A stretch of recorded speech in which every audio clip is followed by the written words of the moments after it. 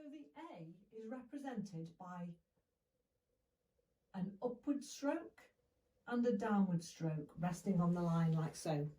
Now you might think of that as how we would write our longhand A, and it's just that top part. But it's so important that we start on the line and we go upwards and we go back down that way. So not 3 strokes but 2. So there's our baby. All the vowels are babies.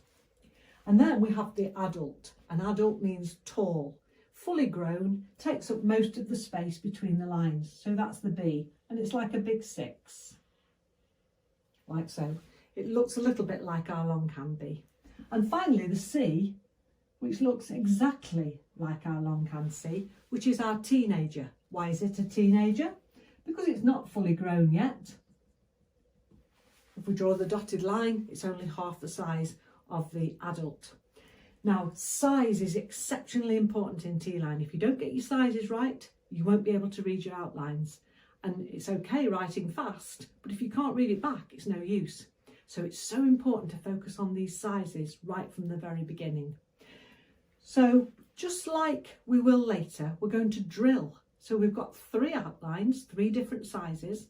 And the thing to do now is to write fast as you possibly can, and quite close together. So A, B, C, A, B, C, A, B, C, A, B, C, A, B, C. Now they're not as neat as I started with, but what they are is proportionate in size. The babies are small, the adults are tall, and the teenagers are halfway. So if you can write them fast but still get the sizes right, you're doing really well. When you've done that, try and mix them up. Ask someone at home or your friend, if they'll read them in different orders. So B, C, A, C, B. So that you're having to think only momentarily before you write them. So there's our first 3, representing all 3 sizes. Let's move on then from there. Our next 3 letters, we start with D. Now, in this Teeline family, there's always one awkward person. Have you got an awkward person in your family? Most families have. And D is an awkward person here. Awkward because it doesn't look like anything that relates to our longhand alphabet. It's simply a horizontal line on the line.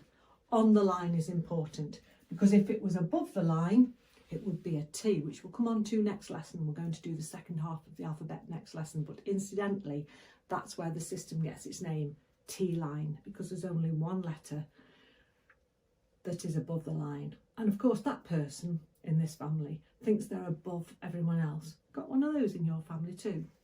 Usually there is one. Anyway, D knows his place. He's on the line, but he's a bit awkward. Next one is E. Now that's a baby because it's a vowel. So it's just a vertical followed by a horizontal line.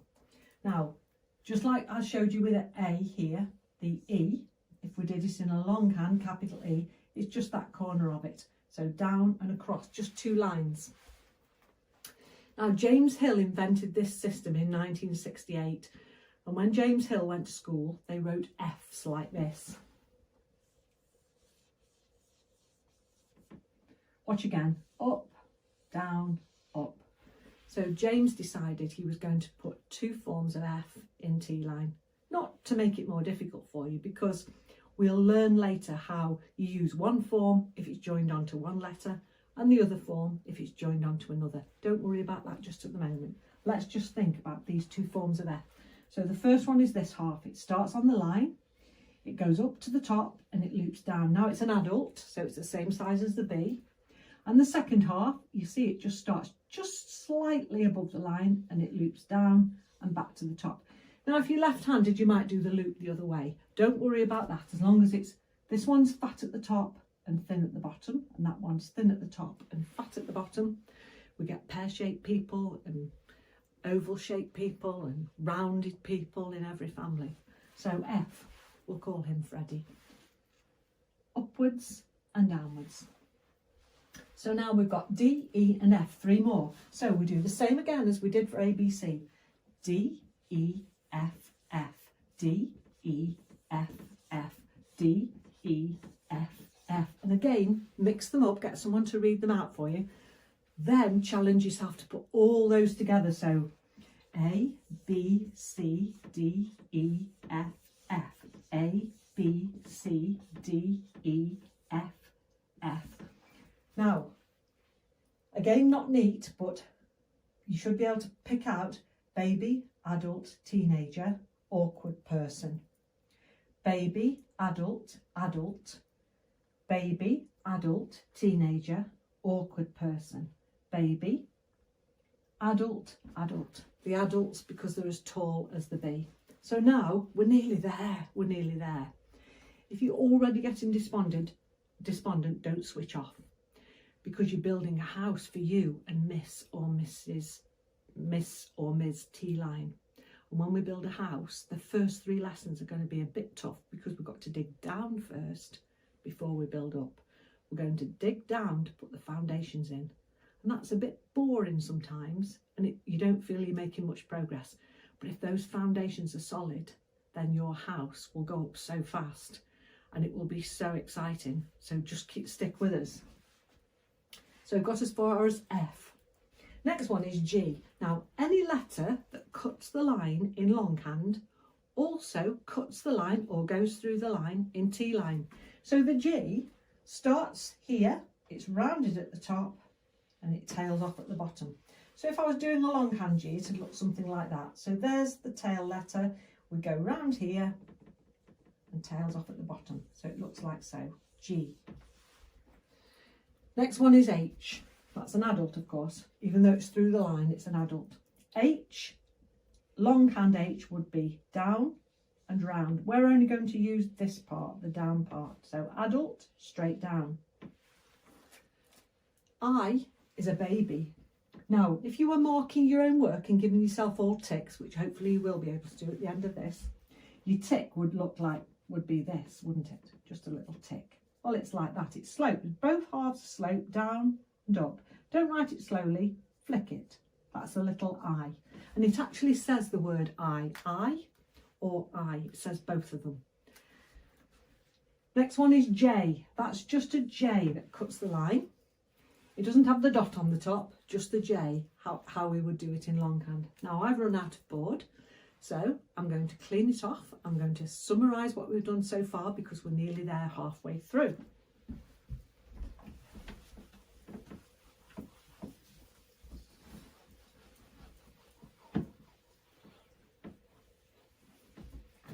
So shall we summarise before we add the others?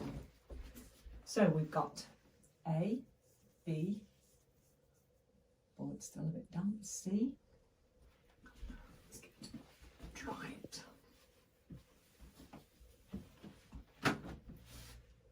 C, whoops, still a bit damp, D, E, upward F, downward F, G, H, I, J. That's as far as we've done. Now we're going on to the K. So when we did H, we used that part of the H. We can't use that again because that's already H. So we're going to use this bit, what we used to call when I went to school the kicking cur. So we go across and down. Now, don't do this because it might look like an I that's gone wrong. So if you put a vertical line all the way down, the top and bottom parts of the K should touch it. So it's down, down. That's a teenager. It's not as tall as a normal letter. Next one is L. Just like F, it's got 2 forms. What I call curly L, bracketed L. Why? Not to confuse us, but because we use one when we're joining it onto some letters and the other when we're joining it onto others. Don't be concerned about that for the time being. It will all be explained later. And now we're going to the last one, M. So if I was doing a longhand M, I would do that. The shorthand M is like a molehill. It's like that. Now, what we're going to call these horizontal strokes, they're as tall, if I stood that on end, it's as tall as the L. I'm going to call it a lazy teenager. Because later when we're positioning our strokes, I'll be able to say, you can send that lazy teenager up to bed. In other words, it can go up on the T-line so that the adult stroke that's perhaps joined onto it can go in its correct position. I'm not going to give you an example at the moment. We've got to learn all these consonants first, and then we'll go on to the word examples. So let's summarise the whole of the first half of the alphabet along this line.